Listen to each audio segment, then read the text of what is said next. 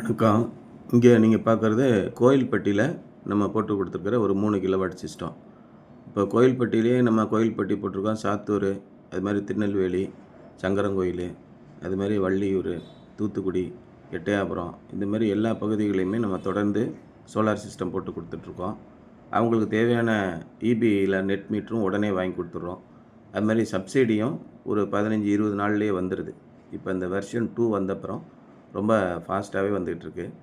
Sir வெளிநாட்டில் இருக்காங்க.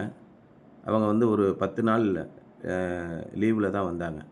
அதுக்குள்ளேயே நம்ம எல்லாமே ரெடி பண்ணி, சைட் விசிட் பண்ணி, ஃபீசிபிலிட்டி செக் பண்ணி, அதுக்கு தேவையான அடிஷ்னல் லோடுக்கு தேவையான எல்லாமே ஏற்பாடு பண்ணி, ஒரு 6 நாள்லேயே எல்லா ப்ராசஸும் கம்ப்ளீட் பண்ணி, ஆன்லைன் ரிஜிஸ்ட்ரேஷன்லாம் பண்ணி, இன்ஸ்டாலேஷன் கம்ப்ளீட் பண்ணி கொடுத்துட்டோம். இன்னையிலேருந்து ஒரு 10 நாளுக்குள்ளே பார்த்திங்கன்னா நெட் மீட்ரு வந்துடும். அதோட ப்ரொடக்ஷன் முடிஞ்சிருச்சு. ஸோ அவங்க வந்த குறுகிய நாட்கள்லேயே எல்லா வேலையும் நம்ம முடித்து கொடுத்துட்டோம். அந்த அளவுக்கு நீட்டாக ஒர்க் பண்ணியிருக்கிறோம். அதுலேயும் எந்த காம்ப்ரமைஸும் பண்ணலை.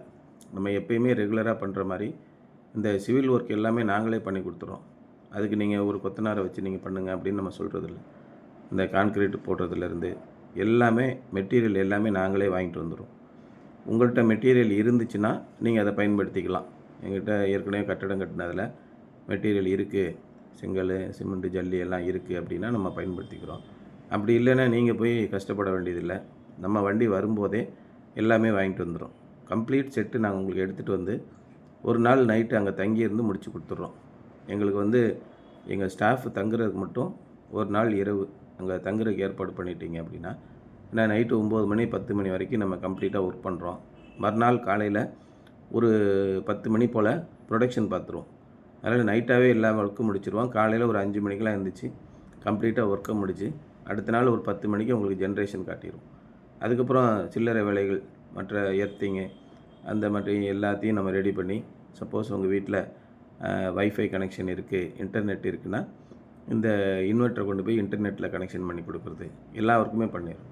நீங்கள் இங்கே பார்க்குறபடி எல்லா ஒர்க்குமே அலங்கோலமாக செய்யாமல் உங்கள் வீடு எந்த அளவுக்கு அழகாக இருக்கோ அதே அளவுக்கு நீட்டாக ரொம்ப அழகாக ஒர்க் பண்ணி முடித்து கொடுத்துட்றோம்.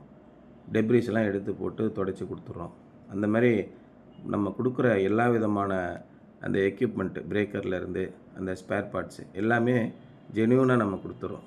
அது மாதிரி வயரிங் பண்ணும்போது பிரேக்கர் உங்களுக்கு நீங்கள் ஒரு ஏஇ வராங்க அப்படின்னா, இபிலேருந்து வராங்கன்னா அவங்க இந்த பிரேக்கரை ஆஃப் பண்ணி பார்ப்பாங்க. கரண்ட்டு இல்லாமல் போன உடனே இந்த இன்வெர்ட்ரு ப்ரொடக்ஷனை நிறுத்துதா அப்படின்னு பார்ப்பாங்க. அதே மாதிரி திரும்ப கரண்ட்டு வந்த உடனே 60 செகண்ட் வெயிட் பண்ணி அதுக்கப்புறம் பவர் ப்ரொடக்ஷனை ஸ்டார்ட் பண்ணுதா அப்படின்னு செக் பண்ணுறதுக்காக ஒரு பிரேக்கர் வச்சுருப்போம். அந்த மாதிரி அந்த பிரேக்கரும் நாங்கள் கரெக்டாக சேஃபாக பண்ணி கொடுத்துறோம்.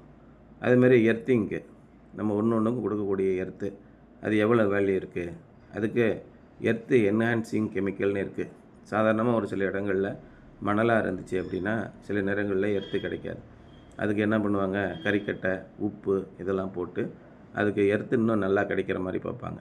எர்த்தை எப்படி மெஷர் பண்ணுவாங்கன்னா, மெக்கர் வேல்யூன்னு இருக்குது, அந்த ரெசிஸ்டன்ஸு கரெக்டாக இருக்கான்னு பார்ப்பாங்க. இதுக்கு இப்போல்லாம் எர்த்து என்ஹான்சிங் கெமிக்கல்னு ஒரு கருப்பு கலர் பவுட்ரு வருது. அதை போட்டு கம்ப்ளீட்டாக உங்களுக்கு எர்த்து என்ஹான்ஸ் பண்ணி கொடுத்துட்டு, அது மாதிரி இந்த கனெக்ஷன் எல்லாம் சும்மா ஒரு வயரை வச்சு திருக்கி விடுறது கிடையாது.